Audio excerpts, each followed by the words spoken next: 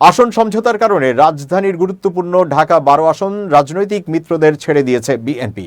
ফলে বিএনপি নেতা সাইফুল আলম নীরব মনোনয়ন নিলেও তাকে সরে যেতে হবে। এই আসনে বিপ্লবী ওয়ার্কার্স পার্টির সাধারণ সম্পাদক সাইফুল হককে ছাড় দিয়েছে বিএনপি। বুধবার দুপুরে গুলশানে বিএনপির রাজনৈতিক কার্যালয়ে সংবাদ সম্মেলনে আসন সমঝোতায় 7টি আসনে মিত্রদের ছাড় দেওয়ার কথা জানানো হয়।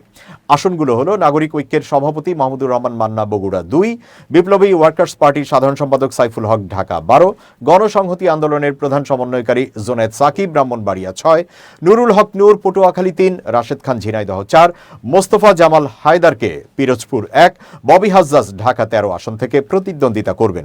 এদের মধ্যে কেউ কেউ বিএনপিতে যোগ দিয়ে ধানের শীষ নিয়ে ভোটে লড়বেন, কেউ আবার নিজ দলের প্রতীকে লড়বেন, তবে বিএনপি সেখানে প্রার্থী দেবে না। এর আগে গত সোমবার ঢাকা 12 আসনে মনোনয়ন সংগ্রহ করেন ঢাকা মহানগর উত্তর বিএনপির সাবেক আহ্বায়ক ও যুবদলের সাবেক কেন্দ্রীয় সভাপতি সাইফুল আলম নীরব। এতদিন এলাকায় প্রচারণাও চালিয়েছেন তিনি। মনোনয়নপত্র সংগ্রহ শেষে সাইফুল আলম নীরব বলেন, মনোনয়নপত্র সংগ্রহ করেছি, বিএনপির ভারপ্রাপ্ত চেয়ারম্যান তারেক রহমান দেশে ফেরার পর মনোনয়ন জমা দেব।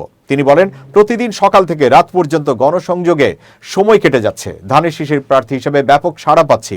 এলাকার সাধারণ মানুষ তাদের সমস্যা তুলে ধরছেন, সেগুলো নোট করে রাখা হচ্ছে। আমি জয়ী হলে সেগুলো পর্যায়ক্রমে বাস্তবায়ন করব ইনশাআল্লাহ।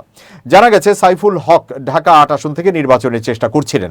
এলাকায় প্রচারণাও চালিয়েছেন। তবে এই আসনে বিএনপির স্থায়ী কমিটির সদস্য মির্জা আব্বাস প্রার্থী হওয়ায় সাইফুল হক ঢাকা 12তে নির্বাচনের আগ্রহ দেখান। বিএনপি শেষ পর্যন্ত সেই আসনেই তাকে ছাড় দিল। এই আসনে জামাতের প্রার্থী সাইফুল আলম খান মিলন।